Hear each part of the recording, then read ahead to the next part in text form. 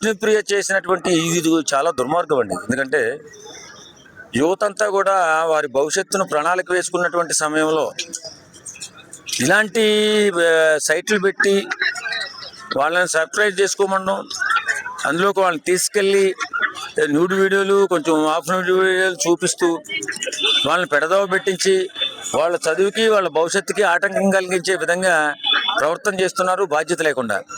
కాబట్టి ఎలాంటి సంస్కారం, ఇలాంటి నీచ సంస్కారం లేకుండా ఖచ్చితంగా విష్ణుప్రియ పైన చర్యలు తీసుకోవాలి.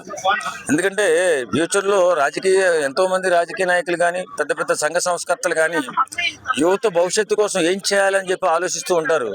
కానీ యువతను పడదారి పట్టించి డబ్బులు సంపాదించుకొని దోసుకొని వాళ్ళ జీవితాలు ఆడుకునే వాళ్ళు ఇలా విష్ణుప్రియ అంటూ చాలా మంది ఉన్నారు.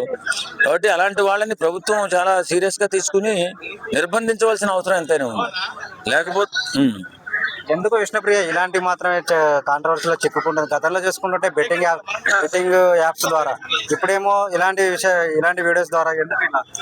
ఈజీ మనీ కోసం చాలా మంది ఈజీగా డబ్బులు సంపాదించేలా, కష్టపడకుండా డబ్బులు సంపాదించాలి, అడ్డదారిని డబ్బులు సంపాదించాలి అనేటటువంటి ఆలోచనకి వెళ్ళిపోయారు కొంతమంది దుర్మార్గులు. ఆ దుర్మార్గంలో ప్రజలేమైపోయినా, పిల్లలేమైపోయినా, బిడ్డలేమైపోయినా, వారి భవిష్యత్తు ఏమైపోయినా వాళ్ళకి సంబంధం లేదు. వాళ్ళు అనుకున్న టార్గెట్కి రీచ్ అయిపోవాలి.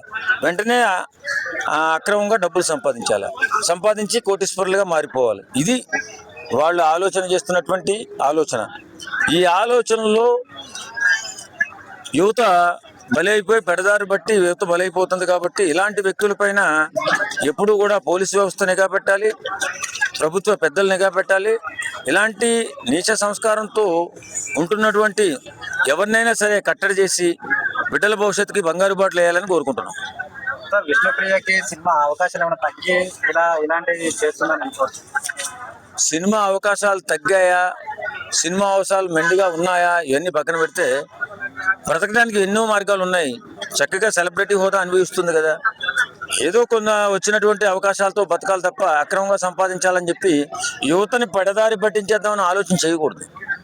చేస్తే అది సమాజానికి గొడ్డలు పెట్టేలాగా తయారై బిడ్డల భవిష్యత్తు నాశనం అయిపోయే అవకాశం ఉంది. కాబట్టి విష్ణుప్రియని కట్టడి చేయవలసిన బాధ్యత ఉంది. ఆ వెబ్సైట్లని తీసేయాలి. ఇప్పుడు సినిమాలో చూసుకుంటే అయితే మనం కొంచెం ఐటమ్ సాంగ్స్ కానీ ఎక్కువ ఒక సెన్సార్ బోర్డు ఉంటుంది. ఇన్స్టాగ్రామ్కి అది లేకపోవడం వల్ల ఇలాంటివి ఎక్కువ పెరిగిపోతున్నాయి అనుకోవచ్చు. ఖచ్చితంగా పెరిగిపోతున్నాయి. కొంతమంది సమాజం పట్ల బాధ్యతతో ఎన్నో రకాలుగా, ఎన్నో విధాలుగా యువత భవిష్యత్తు బాగుండాలి, క్షణికావేశంతో కొంతమంది జీవితాలు చిదివేసుకుంటున్నటువంటి యువత ఖచ్చితంగా బాగుపడాలని చెప్పి ఎన్నో సంస్కరణలు తీసుకొచ్చి వారి బాగు కోసం, వారు బ్రహ్మాండంగా బ్రతకడం కోసం ఎన్నో ఆలోచనలు చేసి ముందు పెడుతుంటారు. కానీ ఇలాంటి దుర్మార్గులు దుర్మార్గమైన ఆలోచన చేసి అక్రమ సంపాదించేయాలి, వెంటనే జీవితంలో స్థిరపడిపోవాలని ఆలోచన చేస్తూ యువకులను నాశనం చేస్తూ ఉంటారు. ఈ యువకులను నాశనం చేసేవాళ్ళు సమాజ బాధ్యత పట్ల ఎలాంటి బాధ్యత ఉండదు వాళ్ళకి సమాజం పట్ల. కాబట్టి పోలీస్ డిపార్ట్మెంట్ ఖచ్చితంగా చర్యలు తీసుకోవాలండి దీనిపైన. ఇలాంటి వీడియోస్ 399 పెట్టి రీఛార్జ్ చేసుకొని మరి చూడాల్సిన అంత అవసరం ఏముంది జనాలకి? చూసే వాళ్ళకి ఏం చెప్తారు? అమాయకులండి పిల్లలు. ఏదో ఉందని చెప్పేసి ఏదో ఉన్నంతలో తల్లిదండ్రులు చాటు ఉన్నటువంటి బిడ్డలు 1000 500 ఎంతో సంపాదించుకుని అలాంటివి తీసి అబాక్ అవుతారు. అక్కడ ఏమి ఉండదు. నిజంగా వాస్తవం ఏమన్నట్టు తీసుకెళ్ళి బొక్కలు వేస్తారు దాన్ని.